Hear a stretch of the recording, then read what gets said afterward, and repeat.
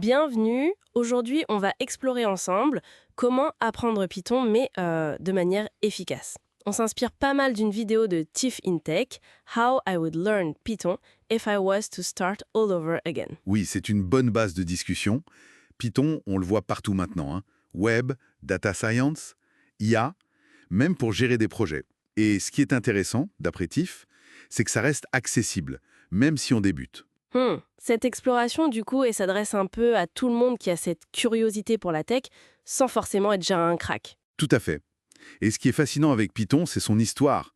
Créé dans les années 90, ok, mais son vrai décollage, c'est plutôt milieu des années 2000, hein. Ah oui, pourquoi à ce moment-là? L'arrivée de frameworks web comme Django en 2005, ça a joué.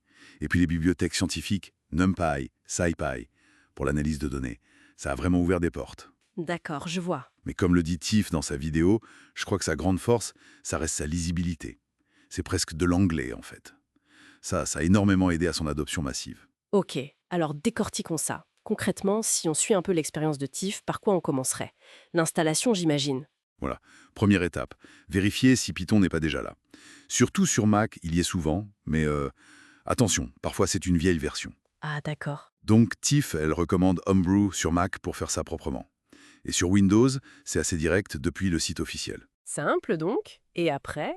Le truc crucial, vérifier que ça marche. Juste taper Python version dans le terminal. Ça évite les mauvaises surprises. Bon point. Et ensuite, il faut un outil pour écrire le code, non? Elle recommande quoi? VS Code. C'est un éditeur de code très très populaire. Flexible, Ah. et surtout plein d'extensions qui aident vraiment au début. Ok, VS Code. Noté. Une fois qu'on a l'atelier prêt, on passe aux fondations. Exactement. Le fameux Print Hello World. Le rite de passage, quoi. Ah, incontournable. Mais très vite, il faut saisir les concepts clés. Les variables, bon, ça c'est pour stocker l'info, les types de données, les nombres, le texte, les booléens, vrai ou faux. Mhm. Et surtout, Tiff insiste là-dessus, les structures de contrôle. Les conditions avec if et les boucles for, while. C'est ça qui donne la logique au programme. C'est le cerveau du code, en quelque sorte. C'est un peu ça, oui. Elle suggère d'ailleurs de vite faire un mini-projet, genre un convertisseur Celsius vers Fahrenheit, pour que ça devienne concret tout de suite. Ah oui, passer à la pratique directe, ça semble être un fil rouge chez Tiff. Et pour gérer les données dans ces projets, on utilise quoi, Tiff? Alors là, on touche aux structures de données intégrées, essentielles. Il y a les listes, c'est ordonné, on peut changer des trucs dedans, un peu comme une liste de courses, quoi. D'accord. Les dictionnaires, ça marche par paire clé-valeur. Super pratique pour trouver une info vite fait, comme un vrai dictionnaire. Logique. Et les ensembles, où chaque élément est unique et il n'y a pas d'ordre précis. Et Tiff, elle a un exemple pour ça?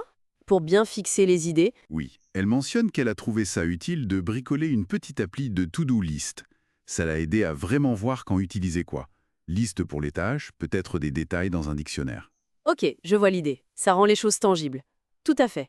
Et après ces bases, on arrive à un concept qui fait parfois un peu peur au début. La POO, la programmation orientée objet. Ah oui, la PO. Ça sonne complexe? Tiff insiste. Faut pas se laisser impressionner. L'idée centrale, en fait, c'est de penser en termes d'objets. Chaque objet contient ses propres données et les actions qu'il peut faire. Ok. Imagine des plans de construction. Une classe, c'est le plan. Par exemple, le plan d'un compte bancaire. D'accord. Et chaque compte que tu crées ensuite, c'est un objet basé sur ce plan.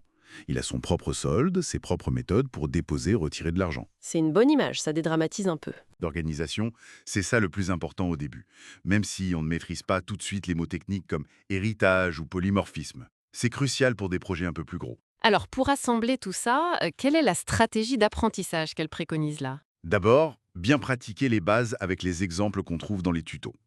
Ensuite, et ça c'est un point clé pour elle, éviter de se disperser. Le syndrome de l'objet brillant, c'est ça? C'est tout à fait ça.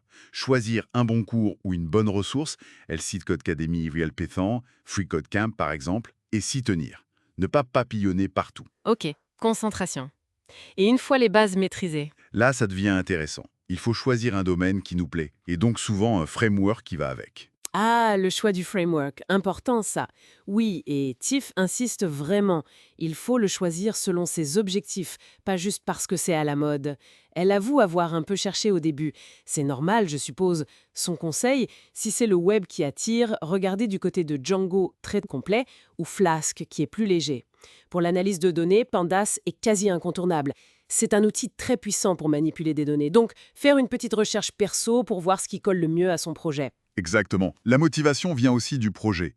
Et enfin, un dernier point, qu'elle juge essentiel et qu'on oublie parfois. Ah, lequel? Rejoindre une communauté. L'aspect humain, donc. Pourquoi c'est si important pour elle? Parce qu'apprendre seul, ça peut être vraiment décourageant par moment. Tiff raconte que les communautés en ligne, les forums, Discord, ce genre de choses, c'est vital. Pas seulement pour l'aide technique. Non, pas seulement.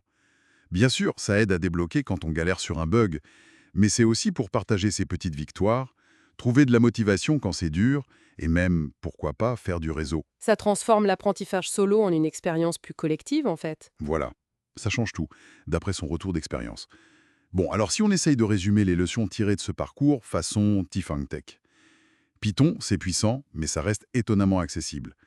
La clé, ce serait, Maîtriser les bases par la pratique, faire vite des petits projets concrets, oui, bien choisir ses ressources sans s'éparpiller, trouver le framework qui correspond à ses propres buts et surtout ne pas rester isolé, s'intégrer à la communauté. c'est une excellente synthèse. Et ça ouvre une réflexion, je trouve. Ah oui. Laquelle? Bien, au-delà d'apprendre juste à écrire du code Python, comment est-ce que les principes qu'on apprend, structurer l'info avec des dictionnaires, découper un problème en petites fonctions, organiser avec la PO, comment tout ça pourrait influencer notre façon de résoudre des problèmes ailleurs? Intéressant. Même dans des domaines pas du tout techniques, hein. C'est une question intéressante sur la manière dont cette logique de programmation peut, en fait, s'appliquer plus largement dans nos vies. Une belle piste de réflexion pour finir. Merci beaucoup. Avec plaisir.